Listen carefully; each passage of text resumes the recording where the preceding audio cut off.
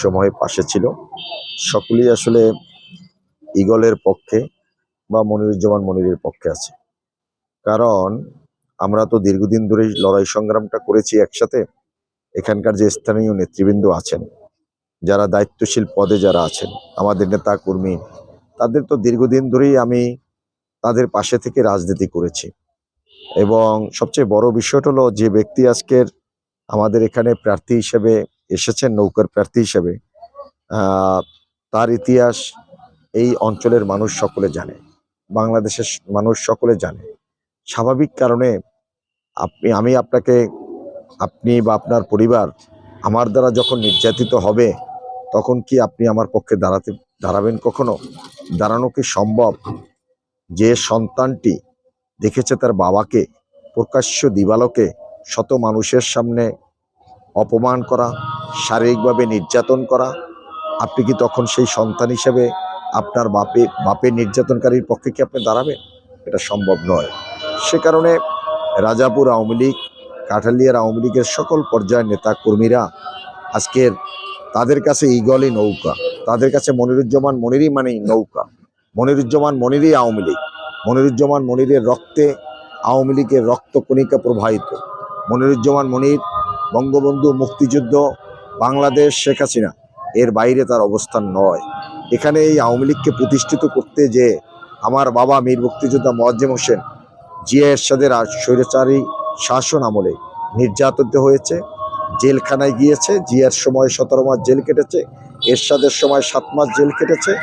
এবং আমরা 75 পরবর্তী আমি এরশাদ বিরোধী আন্দোলনের একজন কর্মী হিসাবে বঙ্গবন্ধুর আদর্শকে প্রতিষ্ঠিত করতে যে এই রাজপথে আজকে আমার যে প্রতিদ্বন্দ্বী প্রার্থী 1994 সালে 28শে অক্টোবর জননেত্রী শেখ হাসিনার বিরুদ্ধে তৎকালীন সময়ে কালো পতাকা মিছিল করেছিল, এবং সেটার প্রতিবাদ করার কারণে আমাকে হত্যার উদ্দেশ্যে আমাকে বস্তাবন্দি করেছিল। এই রকমের পরিস্থিতির মধ্য দিয়ে এই অঞ্চলের মানুষ হেঁটেছে। আমাদের সাবেক উপজেলা চেয়ারম্যান মিলন মাহমুদ বাচ্চু এই অঞ্চলের অত্যন্ত জনপ্রিয় রাজনৈতিক ব্যক্তি। তাকে 2001 সালে 1 অক্টোবরে নির্বাচনের আগে নির্বাচনকালীন সময়ে তাকে হত্যার উদ্দেশ্যে তার অফিসে ঢুকে গুলি করেছিল। আমাদের উপজেলা আওয়ামী লীগের বর্তমান যুগ্ম সাধারণ সম্পাদক, সদর ইউনিয়নের চেয়ারম্যান জনাব তালুকদার নজরুল ইসলাম স্বপনকে সেদিন চুবিয়েছিল। আমাদের এখানকার মনির নামে একটা ছেলে আছে। এরকমের শত শত মানুষদেরকে নির্যাতন করেছে, অত্যাচার করেছে, তারা নির্যাতনের শিকার হয়েছে। সেই অত্যাচার নির্যাতনে যারা শিকার হলো, যে পরিবারগুলো, যে বাবা মাগুলো, তারা কিভাবে, তারা আওয়ামী লীগের নেতাকর্মীরা কিভাবে তার পাশে দাঁড়ায়? এটা জাতির একটা বড় প্রশ্ন। এবং হতে পারে উনি তার মামলা হামলা, উনি যে অন্যায় অত্যাচার করছে তার থেকে রেহাই পাওয়ার জন্য হয়তো উনি নৌকা এসেছে। সেটা সিদ্ধান্ত যেভাবেই হোক হয়ে গেছে। কিন্তু রাজাপুর কাঠালিয়ার আওয়ামী লীগ বা সাধারণ মানুষ, সকল মানুষ আজকে মনিরুজ্জামান মনিরের পক্ষে ঐক্যবদ্ধ, ঈগলের পক্ষে ঐক্যবদ্ধ। ইনশাল্লাহ 7 তারিখে ব্যালট যুদ্ধে তারা এই রাজাপুর কাঠালিয়া মানুষ তাদের যে দীর্ঘদিনের অত্যাচার নির্যাতন, এটার জবাব ব্যালটের মধ্যে দিয়ে দেবে।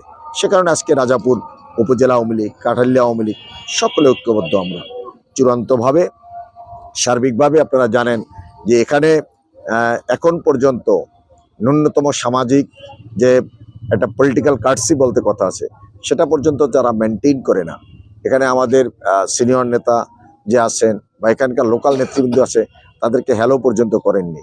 এবং আজকে দুর্ভাগ্যজনক হলো সত্যি, আপনি জয় বাংলার কথা বলবেন, আপনি বাংলাদেশের মুক্তিযুদ্ধের ধারক বাহক, যাদের হাত ধরেই বাংলাদেশ প্রতিষ্ঠিত হয়েছে, সে আওয়ামী লীগ, সেই আওয়ামী লীগের রাজনীতি করতে এসে আপনি যখন 71-এর পরাজিত হানাদার শক্তি তাদেরকে নিয়ে যখন বঙ্গবন্ধুর মাজার জিয়ারত করতে যাবেন, যারা বিএনপির দুঃশাসনের আমলে একজন মিয়াজি আপনারা দেখেছেন অস্ত্র হাতে তার পাশে বসা, কাঠালিয়ার নির্বাচন কমিশন আইন বিধি ভঙ্গ করে যে কাজটা করলেন, এই রকমের মানুষজন যাদের দ্বারা নির্যাতিত হয়েছে, তারা যখন তার ডানে পাশে বামে থাকে, তখন আওয়ামী লীগ কেন তার পাশে যাবে?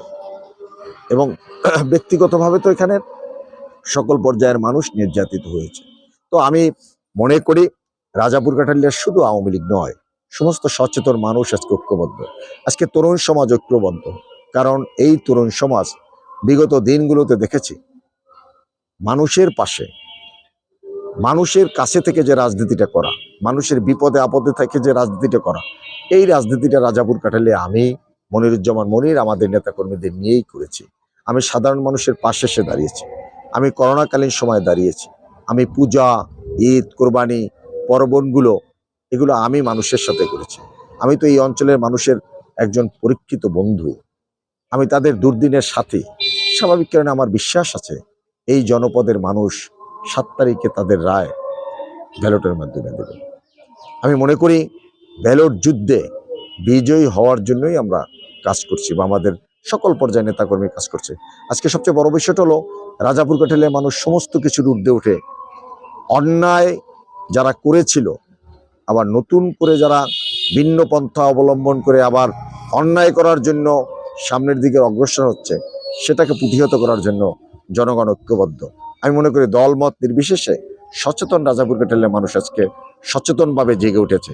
আপনি যান আমুয়াতে, আপনি যান পাটিয়ালঘাটা, আপনি যান সাতুরিয়া, আপনি যেখানে যাবেন সেখানে আজকে ইগলের পক্ষে গণজোয়ার শুরু হয়ে গেছে।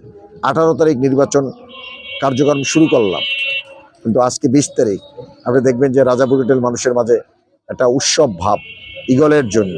তারা মনে করে ইগল তাদের মুক্তি দিতে পারবে। ইগলের যে ব্যক্তি, যে মার্কাটা পেয়েছেন, ওই ব্যক্তি এই অঞ্চলের জনপদের মানুষের সবচেয়ে পরীক্ষিত এবং বিশ্বস্ত বন্ধু। আমি যে কোনো অন্যায়ের বিরুদ্ধে এখানে তাদের পাশে ছিলাম, আবার তাদের সংকটেও তাদের পাশে ছিলাম। আমি কোভিডকে মোকাবেলা করেছি এই জনপদের মানুষকে। আমি রাতের আধারে আমার ছোট ভাই, আমার সংগঠনের নেতা কর্মীদেরকে নিয়ে রাতের আধারে অনেক মধ্যবিত্ত পরিবার যাদের চুলায় হাঁড়ি উঠতো না, চাল ডাল ছিল না, রাতের আধারে আমি তাদেরকে চাল ডালের ব্যবস্থা করিয়েছি। এই অঞ্চলে মানুষের জন্য আমি করেছি, আমার ভোগ বিলাসের জন্য করি নাই। রাজাপুরে দীর্ঘ 15টি বছর আমার দল দেশ সেবা করার সুযোগ পাচ্ছে, অথচ আমার রাজাপুরে কিন্তু একটি আলিশান বাড়ি নেই। আমি অত্যন্ত বাবার একটা ছোট্ট জায়গার ভিতরে একটা ছোট্ট বিল্ডিং আছে, অথচ আমি তো আলহামদুলিল্লাহ ব্যবসা বাণিজ্য করে ভালো টাকা উপার্জন করি, কিন্তু সেটা আমি আমার এলাকার নির্ধারিত এলাকার মানুষের, এই অসহায় মানুষের চিকিৎসা, অসহায় মানুষের একটি ঘর করে দেওয়া, এই কাজগুলোই আমি করেছি। যেহেতু এই কাজগুলো আমি করেছি, আমি এই উৎসবগুলো সকলে মিলের সাথে করেছি। ঈদের সময় মুসলমানদের সাথে আমি যেমনিভাবে আমার সন্তানকে একটা কাপড় দেওয়ার চেষ্টা করি, আমি চিন্তা করি রাজাপুরে অসহায় পরিবারের একটা যে সন্তান, তাকে ঈদে একটি কাপড় দেওয়া আমার দায়িত্ব। আমি সেই জায়গায়, সেই চিন্তার জায়গায় দাঁড়িয়ে আমি কাজ করি। আমি মনে করি রাজনৈতিক কর্মী হিসাবে একজন কর্মীর কি কাজ, রাজনীতি আমার সবচেয়ে কমিটমেন্টটা কি?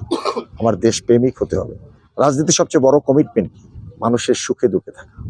এই কাজগুলো আমি অনবরত করেছি। আমি আমৃত্যু করে যাব এই রাজাপুর কাঠালের মানুষের জন্য। আপনারা জানেন 2008 সাল থেকে আমি মনোনয়ন চাই। 14 এবং 18 সালে এই অঞ্চলের মানুষ ভেবেছিল আমি মনোনয়ন পাবো, তারপরও পাইনি। তারপরও আমি না পাওয়ার পরও অনেকে ভেবেছে হয়তো এখান থেকে আমি চলে যাব, অভিমান করে। আমি চাইনি।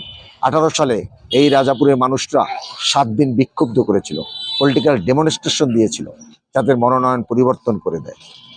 তারপরও কিন্তু আমি দলের নেতাকর্মীদের ঐক্যবদ্ধ করে জননেত্রী শেখ হাসিনার সিদ্ধান্তের প্রতি অবিচল আস্থা রেখেই পথ চলেছি।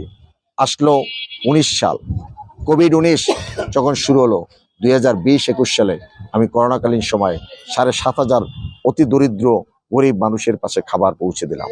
মধ্যবিত্ত পরিবারে গোপনে আমি খাবার দিয়ে এসেছি। আমি মনে করি তার একটা ফিডব্যাক, তার একটা আউটপুট তো দেশের জনগণ আমাকে দিবে। তাদের কৃতজ্ঞতার জায়গায় দাঁড়িয়ে, কৃতজ্ঞ বাঙালি যেমনিভাবে জাতির পিতাকে তাদের সর্বকালের সর্বশ্রেষ্ঠ বাঙালি হিসাবে তারা স্বীকৃতি দিয়েছে, আমি মনে করি রাজাপুর কাঠালের মানুষ তাদের ভ্যালুটের মধ্যে থেকে আমার যে কর্ম, তাদের কাছে যে আমার ভালোবাসা, তাদের যে আমার যে ইমোশনাল বন্ডিং, এই যে আমাদের তাদের সাথে যে বন্ধন, এই বন্ধন সুদূর করবে 7ই জানুয়ারির ব্যালট বাক্সে ভোট দেওয়ার। আপনাদের এই প্রতিশ্রুতি যদি একটু বলেন।